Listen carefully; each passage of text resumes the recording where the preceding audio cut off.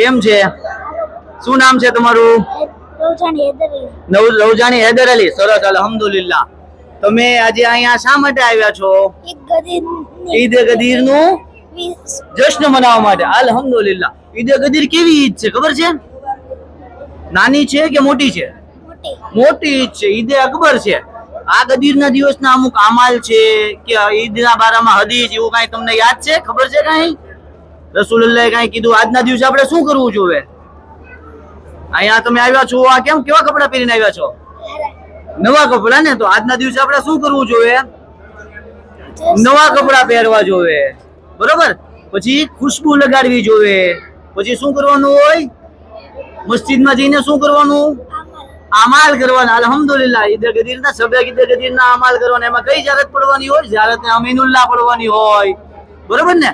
અને મોમિનોને મુબારકબાદી દેવાની હોય અને મોમિનોને તોહફો દેવાનો હોય. તોહફો હું તમને આપું ઇન્શાઅલ્લાહ. તકબ્બલલ્લાહુ અમાલકુમ.